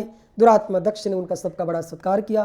विश्वकर्मा द्वारा बनाए हुए दीप्तमान विशाल बहुमूल्य तथा दिव्य भवन दक्ष ने ठहरने के लिए दिए। उस भवन में मेरे और विष्णु के साथ सभी देव महर्षिगण दक्ष ने यथायोग्य सम्मानित करके सब अपने अपने स्थान पर शोभित होने लगे। उस समय कनखल नामक तीर्थ में आरंभ हुआ। इस महायज्ञ में दक्ष ने भृगु आदि ऋत्विजों को पद दिया। स्वयं भगवान विष्णु इस यज्ञ के अधिष्ठाता बने। वेदत्रय विधि को बताने वाले ब्रह्मा बने। स्वयं यज्ञदेव सुंदर रूप धारण करके उनके यज्ञ में समुपस्थित हुए। बुद्धिमानी जाति पर देखो सबके सब इकट्ठे हो गए। अग्नि ने भी उस यज्ञ महोत्सव में शीघ्र ही अवश्य ग्रहण करने के लिए अपने हजारों रूप प्रकट किए। ब्रह्मर्षि, देवर्षि, राजर्षियों के समुदाय अपने अपने मित्रों, मंत्रियों और सेनाओं के साथ अनेक राजा भी वहां आए हुए थे। यजमान दक्ष ने उस यज्ञ में वसुआदि समस्त देवगणों का पण वर्ण किया था। कौतुक और मंगलचार करके सब दक्ष ने यज्ञ की दीक्षा ली। उनके लिए बारंबार स्वस्ति वाचन किया। फिर स्वस्ति वाचन का कोई फल नहीं निकला। अपनी पत्नी के साथ बड़ी शोभा पाने लगे वहाँ। दूसरे के स्थान में जाकर बता शोभा ही बढ़ाते हैं। इतनी सब करने पर दुरात्मा दक्ष ने यज्ञ में भगवान शंभु को न बते, भगवान शिव को बुलाया नहीं। उनकी दृष्टि में कपालधारी होने के कारण वे निश्चय यज्ञ भाग के लिए योग्य नहीं थे। दूरदर्शी दक्ष ने कपाल की पत्नी होने के कारण अपनी प्रिय पुत्री, सबसे छोटी सती है और अतिशय दक्ष को प्रिय है। बड़ा बेटा बाप को प्यारा होता है और सबसे छोटी लड़की अथवा लड़का, छोटे बीच वाले तो बेचारे ऐसे ढोल पिटे ही जाते। तो सत्याती सबसे छोटी थी, प्रिय थी, फिर भी वैर विरोध के कारण अपनी बेटी को भी नहीं बुलाया यज्ञ में। इस प्रकार दक्ष यज्ञ में महोत्सव का आरंभ हो जाने पर यज्ञ मंडप में आए हुए ऋषि जो अपने अपने कार्य में लगे। इसी बीच वहाँ भगवान शंकर को उपस्थित न देखकर दधीचि ने अत्यंत उद्विग्न साथ कहा, करे देवताओं, महर्षियों, सर्वे शृणुत महद्वाक्यम, सर्वे शृणुत महद्वाक्यम देवर्षि प्रमुखा मुदा कस्मान्नेवागतः शंभु अस्मिन् यज्ञे महोत्सवे। हे देवताओं, दधीचि ने कहा। बहुत सत्य कहने सुनने वाले बहुत कम होते। इतनी सभा में इतने सारे देवर्षि, राजर्षि, महर्षि, लोकपालों, उपदेवता होते, किसी ने विरोध नहीं किया। बड़ा कहे तो वो सब ठीक ही है। एक दधीची, हाँ, जिनको कुछ चाहना नहीं थी। उनका चरित्र तो प्रसिद्ध है, अपनी हड्डी तक दे दी जिंदे जिंदे, ये दधीची है। उसने विरोध किया, हाँ, वो केवल यज्ञ की दक्षिणा के लिए तो एक हुए नहीं थे, बाकी तो भीड़ पता नहीं किसके लिए आई थी, राम जाने। तो उसने कहा, देवताओं महर्षियों, आप लोग मेरी बात सुने, पिनाकधारी महात्मा शंकर के बिना यज्ञ अधिक शोभा नहीं पा रहा है। बड़े बड़े विद्वान कहते हैं, मंगलमय भगवान शिव जी की कृपा दृष्टि से ही समस्त मंगल कार्य संपन्न होते, जिनका ऐसा प्रभाव है। ये वृषभध्वज पुराण परमेश्वर नीलकंठिया क्यों नहीं दिखाई दे रहे? हे दक्ष, जिनके संपर्क में आने पर अथवा जिनके स्वीकार कर लेने पर अमंगल भी मंगल हो जाता है, जिनके 15 नेत्र से देख जाने पर बड़े से बड़े मंगल तत्काल हो जाते हैं, उसका इस यज्ञ में पदार्पण होना अत्यंत आवश्यक है। इसलिए तुम स्वयं ही परमेश्वर शिव जी के यहाँ बुलाना जाना चाहिए। विष्णु, इंद्र, लोकपाल, ब्राह्मणों, सिद्धों की सहायता से, हाँ, सर्वथा प्रयत्न करके इस समय यज्ञ की पूर्ति के लिए भगवान शंकर को यहाँ ले आना चाहिए। आप सब लोग उस स्थान पर जाए जहाँ भगवान महादेव विराजमान है। भगवान शंकर के यहाँ आने पर यज्ञ पवित्र हो जाएगा, अगर अन्यथा अपूर्ण रह जाएगा। ये मैं सत्य कह रहा हूँ।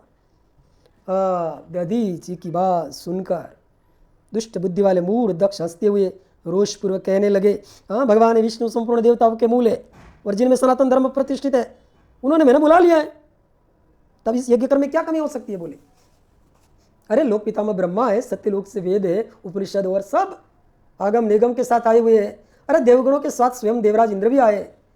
औरों की बात कहो, हाँ, निष्पाप ऋषिगण यहाँ आ गए, जो यज्ञ में सम्मिलित होने योग्य, शांत, सुपात्र, वेद और वेदार्थ के तत्व को जानने वाला है, दृढ़तापूर्वक व्रत का पालन करने वाले, इस सबका पदार्पण जो कुछ हो चुका है, अब हमें यहाँ रुद्र की क्या प्रयोजन है? अरे भाई, कोई कहे कि भाई आपकी लड़की है, हाँ, शिव जी के साथ विवाह करवाया है, तो जमाई के नाते भी तो कहना चाहिए। अरे बोले, नहीं नहीं, ये तो ब्रह्मा जी कहने से मैंने अपनी कन्या रुद्र को दे दी। अरे कुलीन नहीं है, उसके माता पिता नहीं, भूत प्रेतों पिशाचों के स्वामी, अकेला रहता है, हाँ, उसका अतिक्रमण करना दूसरे के लिए अत्यंत कठिन है। मूढ़, जड़, मौनी और ईर्ष्यालु है। बोले, भाई इस यज्ञ के योग्य नहीं है। शिव जी की निंदा की। इतना शुभ कर्म में अशुभ वाक्य का उच्चारण हुआ, इसलिए मैंने नहीं बुलाया। बोले, और दधीची आप फिर से ये नहीं बोले, आप सभी लोग मिलकर मेरे महायज्ञ को सफल बनाए। हाँ, कोई महात्मा कह रहे थे भाई ज़्यादा दक्षिणा चाहिए तो ले लो, बाकी आगे न बोलो। हमारे यहाँ बहुत देखने में आते हैं, कार्यक्रम होता है तो जजमान कहते हमारा दक्षिणा हो तो चाहिए तो जल्दी ले लो, बाकी सत्यनारायण से शॉर्टकट करो। बोले, हमें जाना है। बोले, दधीची ने कहा, शिव के बिना यज्ञ भी अयज्ञ है, निश्चय ये दक्ष यज्ञ से तुम्हारा विनाश होगा। इस प्रकार दधीची दक्ष यज्ञशाला से अकेले ही निकलकर अपने आश्रम को चल दिए। हाँ, समझदार व्यक्ति देखते कब इसका अंत आ गया है, जल्दी छोड़कर निकल जाते हैं। जैसे विभीषण ने रावण को त्याग कर दिया, तब ये विभीषण ने जानकर रावण का त्याग कर दिया, तो दधीची ने त्याग कर दिया। दधीची गए है ना, दक्ष ने हंसी मजाक की, ठीक है ये चला गया तो ये इनके समान ही है, और जिनको भी जाना है शिवप्रिय जो भी हो वो जा सकते हैं। बोले, जाहिर में बोल दिया, अच्छा हुआ ये गया तो बड़ा हुआ, भला टली। बोली, ये मेरे को भी पसंद था। बोले, सबको मुनियों ने कहा, मुनि चुप हो गए।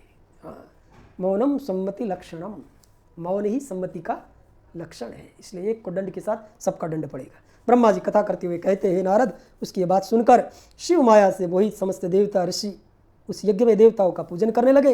हे मुनीश्वर, इस प्रकार मैंने यज्ञ को दधीची द्वारा प्रदत्त शाप का वर्णन कर दिया।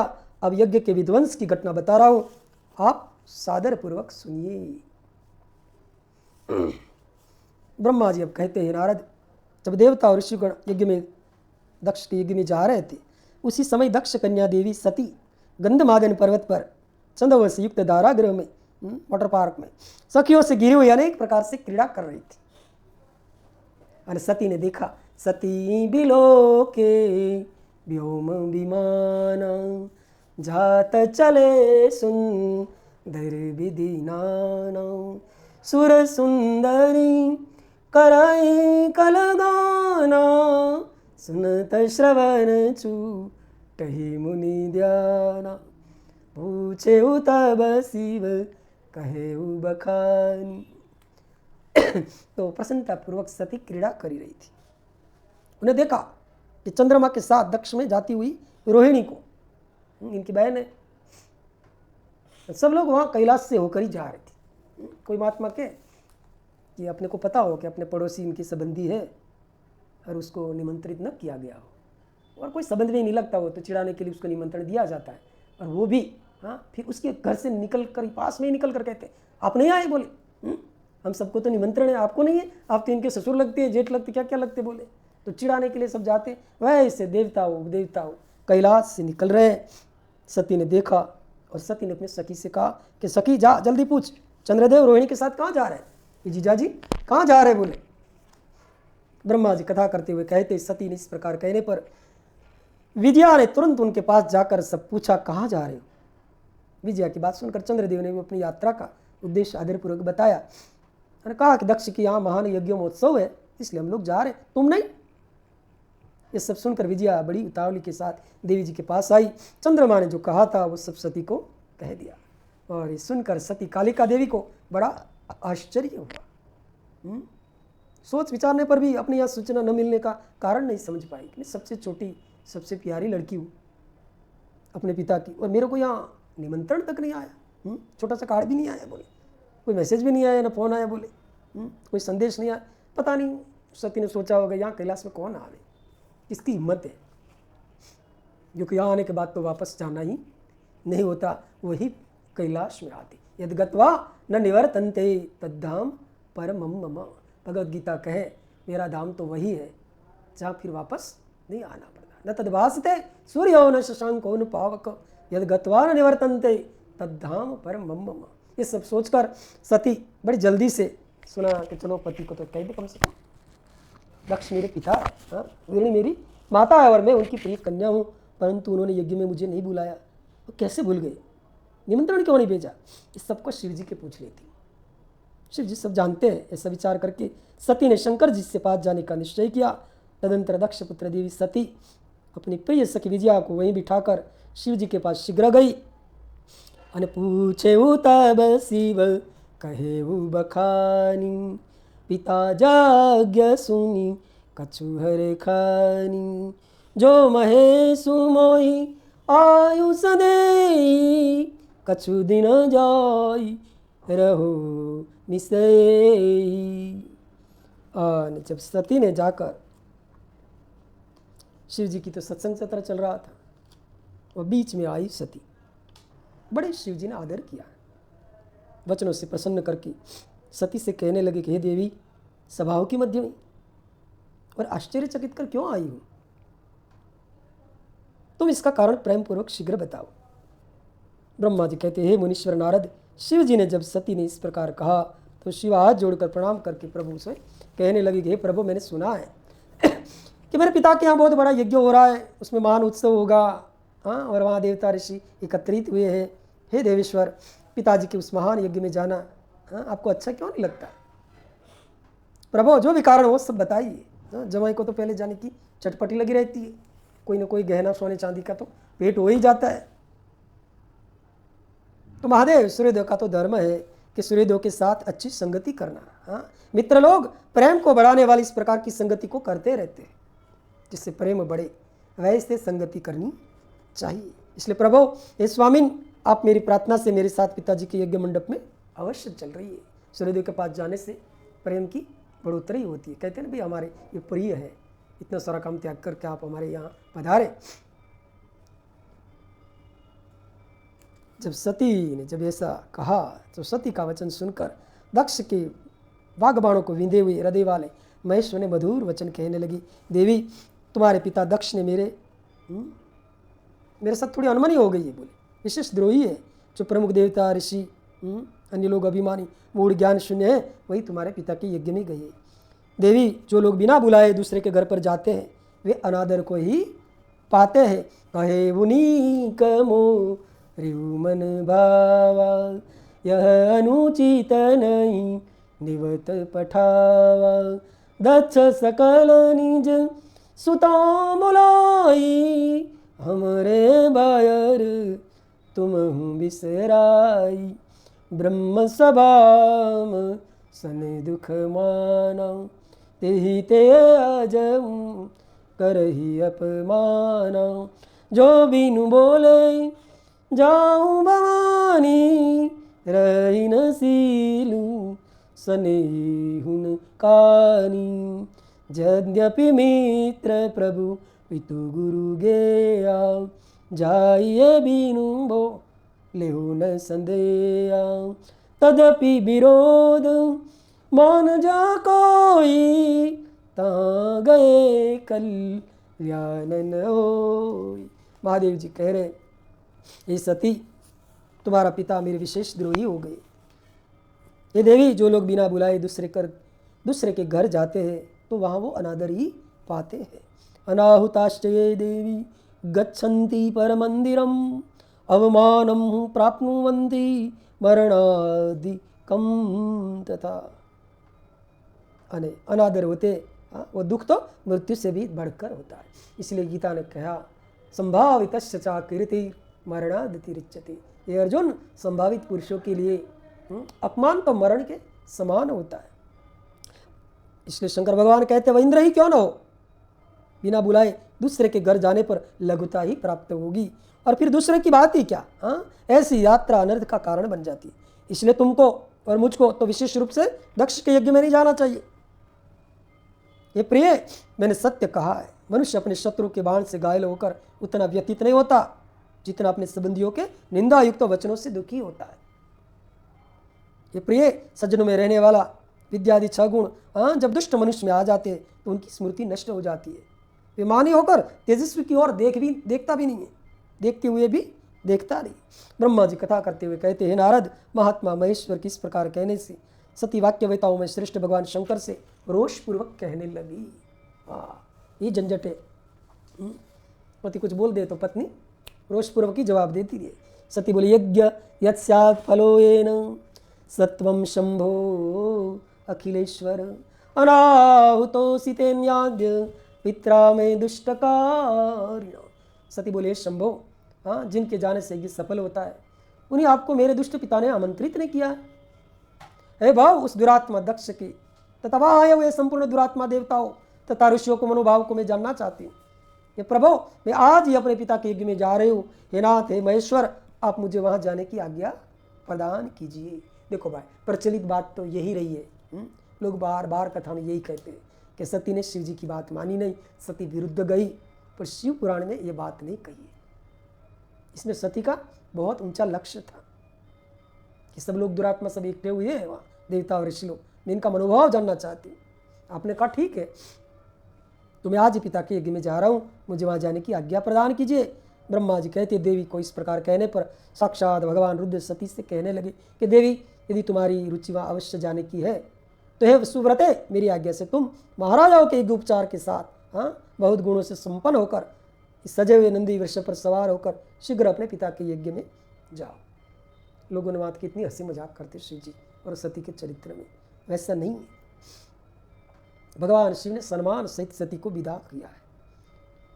रुद्र के इस प्रकार आदेश पर सुंदर आभूषण से अलंकृत सब साधनों से युक्त देवी सती पिता के घर की ओर चली। परमात्मा शिव जी ने उन्हें सुंदर वस्त्र आभूषण परम उज्ज्वल छत्र चामर महाराजोचित उपचार दिए। भगवान शिव जी की आज्ञा से 60,000 रुद्रगण बड़ी प्रसन्नता और महान उत्सव के साथ कौतूहल पूर्वक सती के साथ गए। उस समय वहाँ यज्ञ में भी सभी और से महान उत्सव हो रहा था। वामदेव के गणों ने शिव प्रिया सती का भी उत्सव मनाया। जगदम्बा की यात्रा काल में सर्व प्रकार से महान शोभा हो रही थी। उस समय सुखद जय जयकार आदि शब्द हुआ, तीनों लोग गुंज उठे। अब ब्रह्मा जी कह रहे हैं, नारद, दक्ष कन्या सती स्थान पर आई जहाँ देवता असुर मुनिंद्र आदि कौतूहलपूर्ण कार्य से युक्त महान यज्ञ कर रहे। पिता भवन जब गई भवानी, दक्ष त्रास का उन सनमानी, सादर भले मिले कमाता, भगिनी मिली बहुत मुस्काता, दक्ष न कछु पूछी कुशलाता, सती बिलोकी जरे सब गाता, सती जाई दे केऊ तब जागा कतहु न दीक शंभु कर भागा। सती ने वहाँ अपने पिता के भवन को देखा। हाँ, बहुत आश्चर्यजनक भावों से युक्त मनोरम देवता और ऋषि मुनि से भरा हुआ था। देवी सती भवन के द्वार पर जाकर खड़ी हुई, अपने वाहन नंदी से उतरकर अकेले ही शीघ्रतापूर्वक यज्ञ स्थल के भीतर गई। सती को आया देखकर उनकी यशस्विनी माता अक्षिनी माने वीरणी ने और बहनों ने उन्होंने यथाचित सत्कार किया। हाँ, और किसी ने सत्कार नहीं किया। 2 व्यक्तियों ने ही, इनकी माता और बहनों ने सती का सत्कार किया, पर दक्ष ने उन्हें देखकर भी कुछ भी आदर नहीं किया। उनके भय से, शिव की माया से मोहित हुए अन्य लोगों ने भी उनका आदर नहीं किया। एवं उन्हें सब लोगों द्वारा तिरस्कार प्राप्त होने पर सती देवी ने अत्यंत विस्मित होकर माता पिता को प्रणाम किया। इस यज्ञ में सती ने भगवान विष्णु और देवताओं को भाग देखा, परंतु शिव का भाग कहीं भी दिखाई न पड़ा।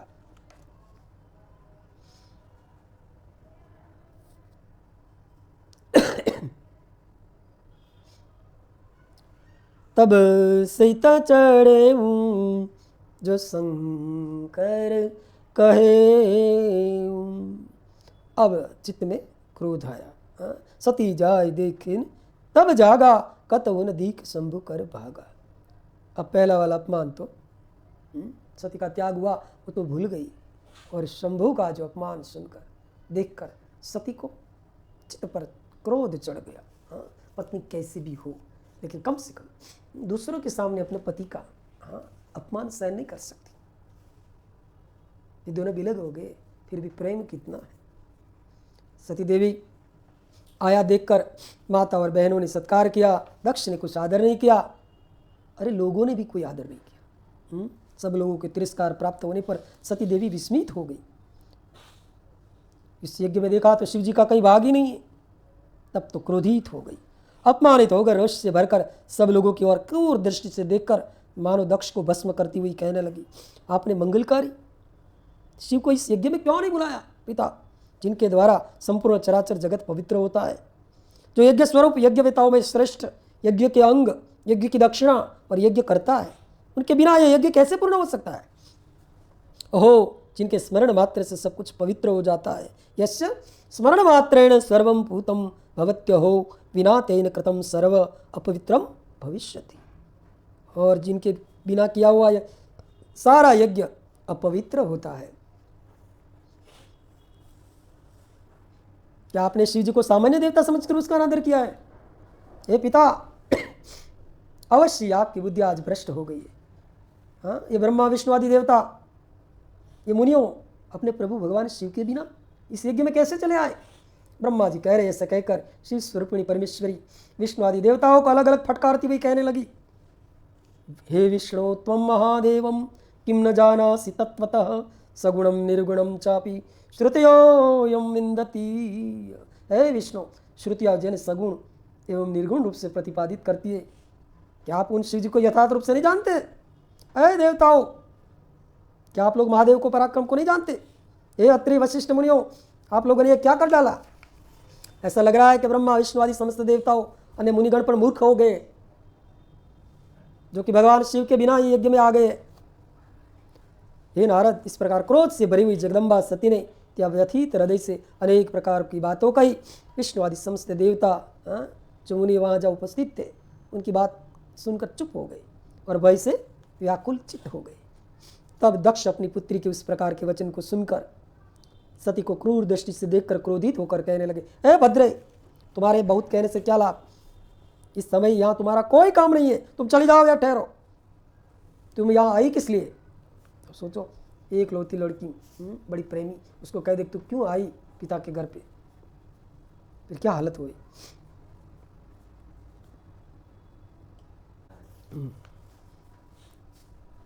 तो दक्ष ने कहा कि तो फिर तू आई क्यों?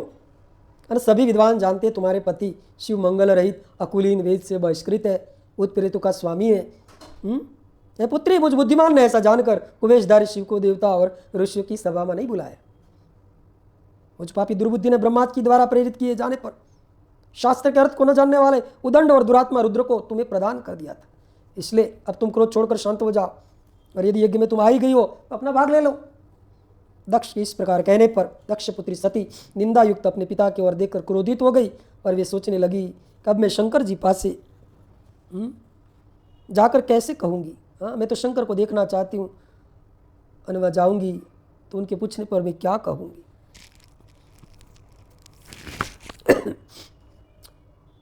तीनों लोग की जननी सती क्रोध से युक्त होकर दूषित मन वाले अपने पिता से कहने लगी, जो महादेव जी की निंदा करता है, हाँ, जो उनकी हो रही निंदा को सुनता है, वे दोनों तब तक नरक में पड़े रहते जब तक चंद्रमा और सूर्य विद्यमान रहता। यो निंदति महादेवम निंद्यमानं शृणोति वा तावुभो नरकं जातो यावत् चंद्र दिवाकरो। अतः तात मैं अग्नि में प्रवेश करूंगी, अपने शरीर को त्याग दूंगी, अपने स्वामी का अनादर सुनकर अब मुझे जीवन से क्या प्रयोजन।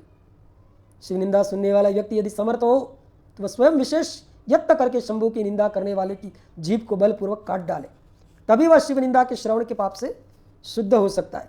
सुनो सभासक्त सकल मुनिंदा, कहीं सुनी जिन शंकर निंदा, सो फल तुरत लब सब काहूँ, भली भांति पछिताव पिताऊँ। संत शंभु श्री पति अपवादा, सुनिए जात असीमर जादा, काटिए तासु जीव जो बसाई, श्रवण मुदिनत चलई पराई। जगदात मामये सुपुरारी, जगत जनक सबके हितकारी। हे पिता, मैं अग्नि में प्रवेश करूँगी। शिव निंदा सुनने वाले व्यक्ति समर्थ हो तो निंदा करने वाले की जीभ बलपूर्वक काट डाले, तब शिव निंदा सुनने के पाप से शुद्ध हो सकता है, इसमें संशय नहीं। यदि मनुष्य कछु कर नहीं सके, हाँ, असमर्थ हो, तो बुद्धिमान पुरुष को चाहिए कि वह दोनों कान बंद करके वहाँ से चला जाए, तब वह पाप से शुद्ध हो सकता है। ऐसा श्रेष्ठ विद्वान कहते हैं। इस प्रकार धर्म नीति कहकर सती पश्चाताप करने लगी। व्यथित चित्त से भगवान शंकर के वचन का स्मरण हो गया। पाचिल दुखन हृदय व्यापा, जस यह भय महापरितापा। क्योंकि शंकर भगवान ने कहा था तुम जाओगी, हाँ, तो कल्याण नहीं होगा। आज प्रत्यक्ष दिख गया।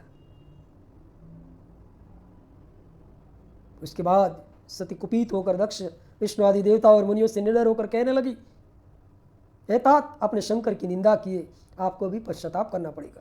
इस श्लोक में महान दुख भोगकर अंत में आपको यातना भोगनी पड़ेगी। हाँ, इस श्लोक में जिन परमात्मा को न कोई प्रिय है न प्रिय, ऐसे द्वेष रहित शिव के साथ आपने आपके सिवा दूसरा कौन वैर रख सकता है। जो दुष्ट लोग हैं वे सदा ईर्ष्यापूर्वक यदि महापुरुष की निंदा करे तो उनके लिए कोई आश्चर्य की बात नहीं, क्योंकि वो तो अज्ञानी है। पर जो महात्माओं के चरणों के रस से अपने अज्ञान अंधकार को दूर कर चुके हैं, ऐसे महापुरुषों की निंदा शोभा नहीं देती। जिनका शिव ये दो अक्षर का नाम कभी बातचीत के प्रसंग से मनुष्य की वाणी द्वारा पर एक बार उच्चारित हो जाए तो संपूर्ण पाप राशि शीघ्र नष्ट कर देती।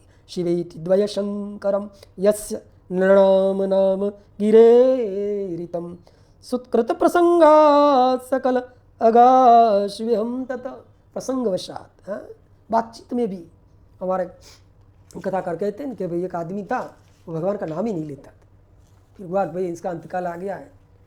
गुजराती में मिट्टी का जो पात्र होता है उसको शंकोरु बोलते, तो उसको शंकोरु दिखावे और ये शंकोरु बोल रहे तो शंकर नाम आ जाए। पर उसने ये शब्द भी, शंकोरु शब्द भी नहीं किया। ये क्या ठीकरा लेकर आ गए बोल कि शंकोरु शब्द से भी शंकर शब्द आ जाता है। भगवान के नाम की इतनी बड़ी महिमा है। स्वयं वाल्मीकि जी अपने अनुभव को कहते, मरा मरा जपत वाल्मीकि भये ब्रह्म समाना। तो सती कह रहे जिनका प्रसंग वशात नाम आ जाए तो भी पाप को नष्ट करते हैं। ऐसे शिव से द्वेष करते आप। जिस शिव को आप अशिव बताते उन्हें क्या आपके सिवा दूसरे विद्वान नहीं जानते? ये ब्रह्मा देवता सनकादि मुनि अन्य ज्ञानी क्या उसके स्वरूप को नहीं समझते? उदार बुद्धि भगवान शिव जटा फैलाए कपाल धारण के शमशान में गुरुत्व के साथ प्रसन्नतापूर्वक रहते हैं। भस्म नरमुंडों की माला धारण करते हैं। इस बात को जानकर जो भी मुनि देवता उनके चरणों से गिरे निर्माल्य को बड़े आदरपूर्वक अपने मस्तक पर चढ़ाते। इसका क्या कारण है? यही है कि भगवान शिव ही साक्षात परमेश्वर है। देखो भाई, वेदों में प्रवृत्ति और निवृत्ति दो प्रकार के कर्म कहा गए। विद्वान में विवाद विचार पूर्वक करना चाहिए। दोनों कर्म परस्पर विरुद्ध गति वाले हैं, इसलिए एक साथ नहीं हो सकते। निवृत्ति वाले प्रवृत्ति वाले नहीं कर, सन्यासी का ब्याह शादी कर सकते, बोले नहीं कर सकते। और भगवान शिव तो साक्षात परब्रह्म है, इन्हें दोनों कर्मों से कोई मतलब नहीं। यस्य नाम कृतो भाव और बुद्धि यस्य न लिप्यते अत्वापि सैमान हंता न हंति न निबध्यते। ऐसी स्थिति जिनको प्राप्त हो गई उनके लिए क्या विधि और क्या निषेध। कोई पापम पुण्यम न सौख्यम न दुखम चिदानंद रूपम शिवोहम शिवोहम। ऐसी स्थिति हुई हो, हे पिताजी, उनके अंदर तुम प्रवृत्ति देख रहे हो। अरे दोनों कर्मों से उपराम हो गए, महात्माओं को कोई विधि निषेध नहीं है, ये तो परमेश्वर है। और हमारे ऐश्वर्य अणिमादि सिद्धियाँ ये तो गुप्त है, तुम लोगों को पता ही नहीं है हमारी सिद्धि की बात में। और हमारे पति ये तो प्रवृत्ति कर्मों को हम त्याग कर चुके हैं। हमारे ऐश्वर्य अव्यक्त है, ब्रह्मवेता हो, हमारा सेवित है। आप सब विपरीत बुद्धि वाले हैं, अतः आपको अभिमान नहीं करना चाहिए। अधिक कहने से क्या, आप दुष्ट हृदय के हैं, आपकी बुद्धि सर्वथा दूषित हो चुकी है, इसलिए आपसे उत्पन्न हुए इस शरीर से मेरा कुछ भी नहीं प्रयोजन। दुष्ट व्यक्ति के जन्म को धिक्कार है, जो महापुरुष के प्रति अपराध करने वाले हैं। हाँ, विद्वान पुरुष को चाहिए ऐसे संबंध का विशेष रूप से त्याग कर दे। जिस समय भगवान शिव आपके गोत्र का उच्चारण करते हुए मुझे दाक्षायणी कहेंगे, हाँ, इस समय मेरा मन सहसा अत्यंत दुखी हो जाएगा। इसलिए आपके अंग से उत्पन्न हुआ शवतुल्य ग्रणित इस शरीर इस समय मैं अवश्य त्याग दूंगी, ऐसा करके सुखी हो जाऊंगी। हे देवता और मुनियों, आप सब लोग मेरी बात सुने। दूषित मन वाले आप लोगों को यह कर्म सर्वथा अनुचित है। आप सब लोग मूढ़ है, कला आपको प्रिय है, अतः भगवान हर से सभी को इसको कर्म का निश्चय ही पूरा पूरा दंड मिलेगा। नारद जी को कहते ब्रह्मा जी उस यज्ञ में दक्ष से देवताओं को ऐसा कहकर सती चुप हो गई। मन ही मन अपने प्राण वल्लभ शंभु का स्मरण करने लगी। फिर सती योगाग्नि से देह को गिराएगी, वो कथा हम कल करेंगे।